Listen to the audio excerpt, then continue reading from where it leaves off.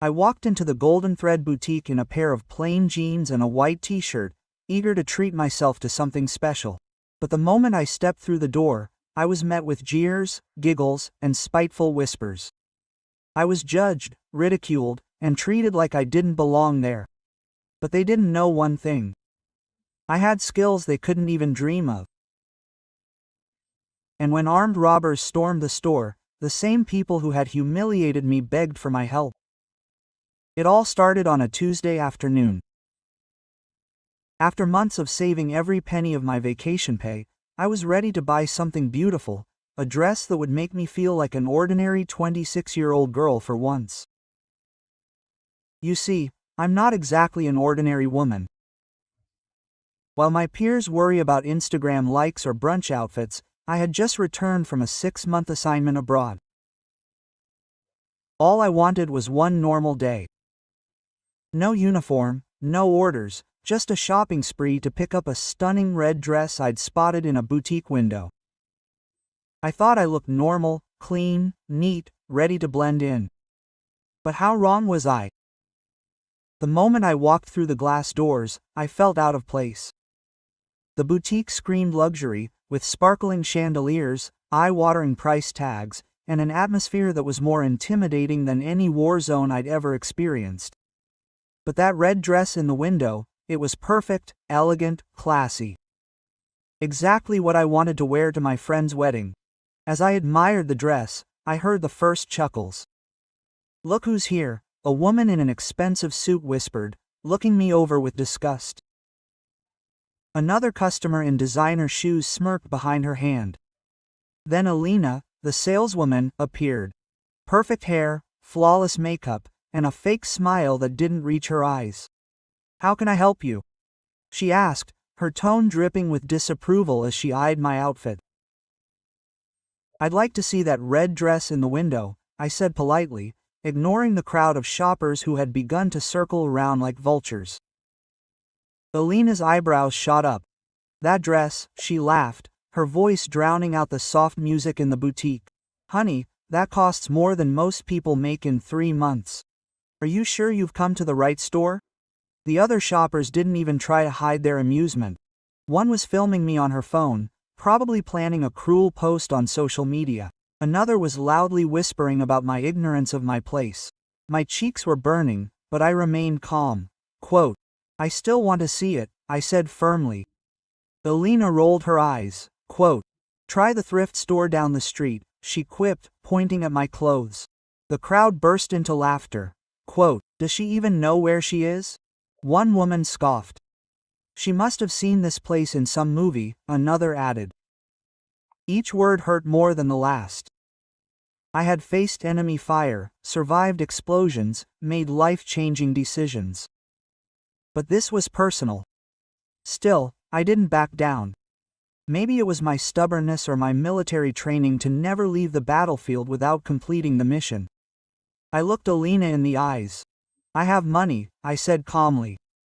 "I want to try on a dress." The laughter grew louder. Alina, enjoying the attention, shrugged dramatically. "Okay," she said, grabbing the dresses with such force that it hurt her to let me touch them. As I walked to the fitting room, the comments followed me like a toxic cloud. "This is going to be hilarious. Someone film this. She doesn't even realize how stupid she looks." I closed the fitting room door and took a deep breath. For a moment, I considered leaving, just turning around, finding another store, pretending none of this had happened. But I wasn't used to giving up.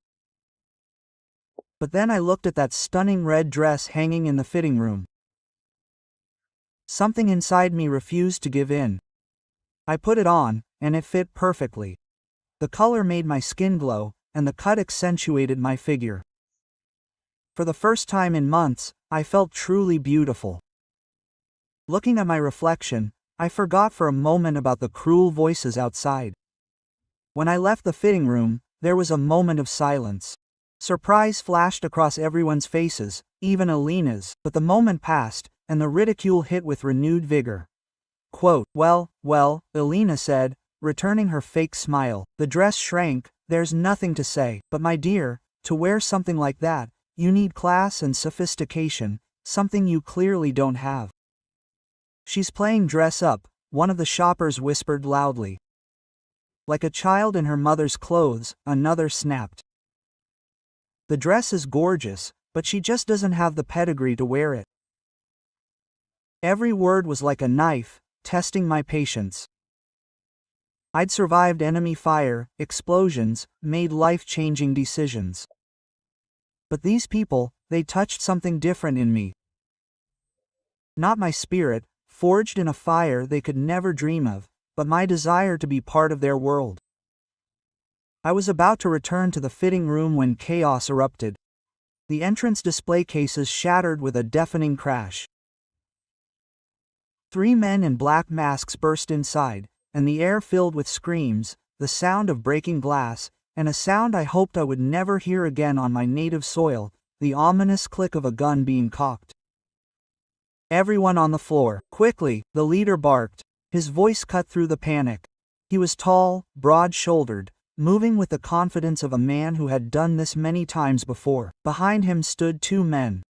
One was a big guy, all muscle and menace, and the other was a young guy, nervous. His hands shook as he waved his weapon wildly. The customers who had just been mocking me were now sobbing, throwing themselves on the floor. Alina, so self-confident a minute ago, turned into a trembling shadow. The woman filming me on her phone crawled under a clothes rack, abandoning her gadget. Quote, "Shut up!" The leader yelled as someone's sobs became too loud. One more sound and it would be bad. Very quickly he pointed the gun at Alina. Quote, "You open the safe right now." "I don't know the combination," Alina stammered. Tears were streaming down her face. "Only the manager does, and he's not here." The big guy, I mentally called him a bully, stepped forward. His voice was low and menacing. "Then you better come up with something cute, or things won't be funny at all." Meanwhile, the nervous guy was waving his weapon, trying to control the crowd. His shaking hands made him more dangerous than the others. Scared people with guns are unpredictable. Then he grabbed Grandma Petrova, an elderly woman who was choosing a gift for her granddaughter. She was over 70, she was shaking with fear. "Please," she whispered, "I have heart problems. Don't touch me." But he didn't listen. In a panic, he roughly pushed her against the wall. She stumbled, silently stopping in pain. Then the bully pointed the gun at the young mother, who was clutching her 6-month-old baby. They were both crying, and she was trying to cover the baby with her body, begging for mercy. And then something clicked inside me. It didn't break, it clicked like a switch or a weapon being cocked. All my instincts, all the hours of training, all the missions I'd been on came flooding back. The humiliated girl in the red dress was gone. I was no longer Anya, a civilian who just wanted to buy a dress. I was Senior Sergeant Anno Martyrova, Armed Forces of the Russian Federation. And I had just identified 3 enemy targets threatening innocent civilians. The transformation happened instantly. My breathing evened out, my vision sharpened, and my mind switched to combat mode. I recorded weapons, escape routes, and the positions of everyone in the room. This was what I'd been trained for. I was in my element here. The red dress I still had on looked ridiculous, but there was no time to think about that. I had a job to do. I acted before I could process my decision. There was a display case with heavy crystal jewelry nearby. Not a weapon, but it would do. In a fight, you use what's at hand. The nervous guy was still focused on Grandma Petrova, his back turned to me. Rookie mistake. Never lose your overview. My training took over.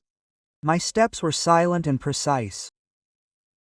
I grabbed the heavy crystal object, about a kilogram in weight, and hit him at the base of his skull with measured force, enough to knock him out, but not kill him. He collapsed, and his weapon slid across the marble floor. The customers gasped, frozen in shock. Just a moment ago they were mocking the frightened girl in the dress, and now they were watching the warrior move with deadly precision. But I wasn't done. The main threat, the Glovar, turned to me, raising his weapon. I was already moving, ducking behind racks of dresses for cover. Civilian boutiques aren't built for tactical operations, but you adapt. What the hell? He shouted, trying to track me down. Who was this girl? I didn't answer. Conversations were a luxury in combat, and lives were at stake. I knocked over a tall rack. The crash created chaos and blocked his view. As he flinched, I slipped past a charge of evening dresses and went around him from an unexpected direction. The big guy tried to cover him, but the layout of the boutique, those elegant racks and display cases, worked against them, breaking lines of sight. I turned their sophistication to my advantage. The heavy bag became a projectile. The belt, a disarming tool. The red dress was torn and stained, but I didn't care. This wasn't about beauty, this was about keeping everyone alive. The leader was better prepared, but he made a fatal mistake. He mistook me for a terrified civilian. By the time he realized his mistake, it was too late. I closed the distance and applied a choke, cutting off the blood flow to his brain without damaging his throat, and he went limp in seconds. 2 down. The big guy was next, big and intimidating, but predictable. His kind rely on brute force, not skill.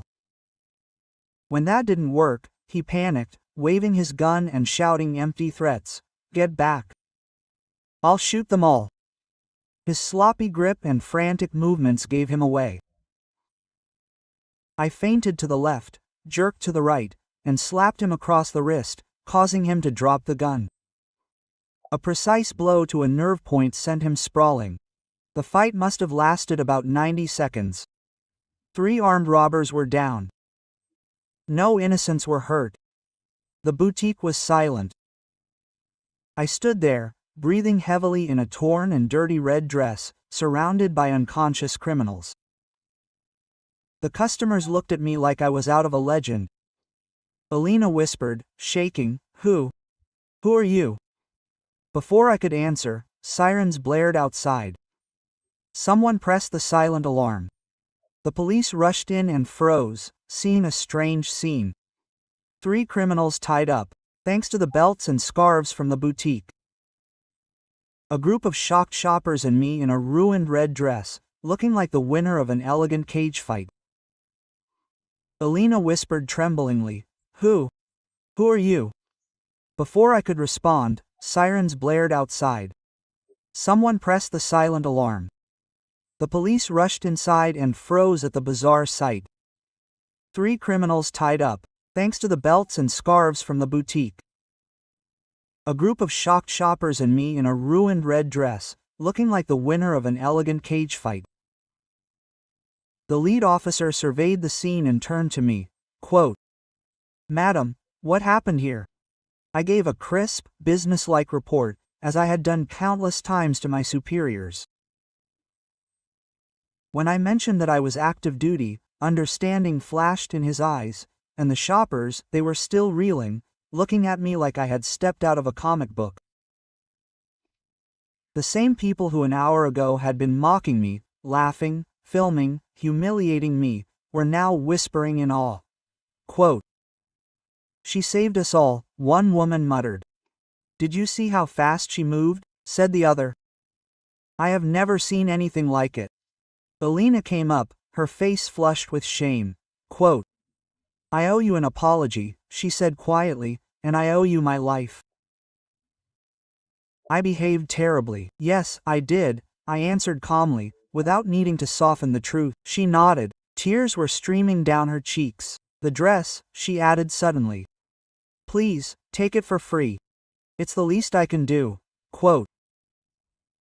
I looked at the red dress, torn, stained, no longer the perfect dress from the shop window, but now it meant more, marked by battle, a symbol of who I had become. Thank you, I said.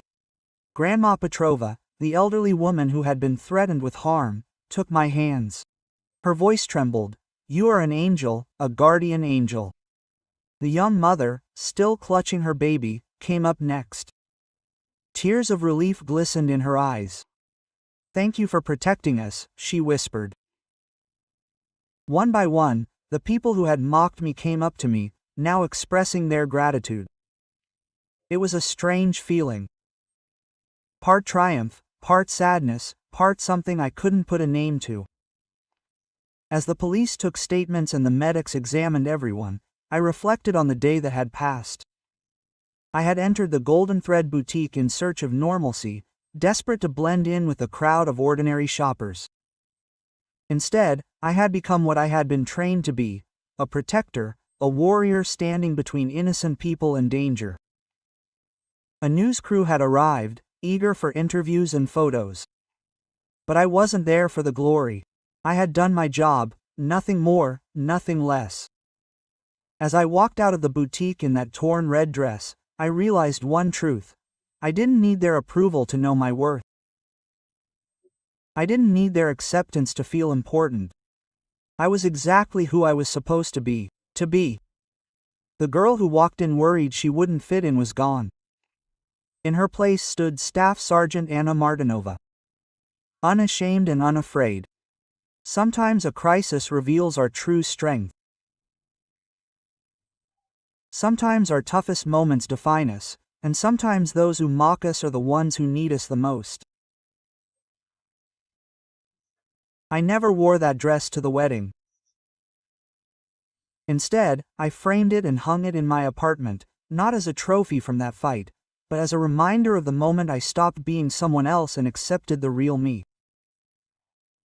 Never judge a person by their appearance. You don't know their battles, their skills, or the strength they carry. That quiet person you don't notice could be the one who saves your life. So the next time you see someone who seems out of place, remember this story. Heroes don't always look like heroes, but they show up when it counts. If this story touched your heart, please support me with a like and a subscription. It will only take a second, but for me your support is a huge incentive to continue creating. Thank you and see you soon.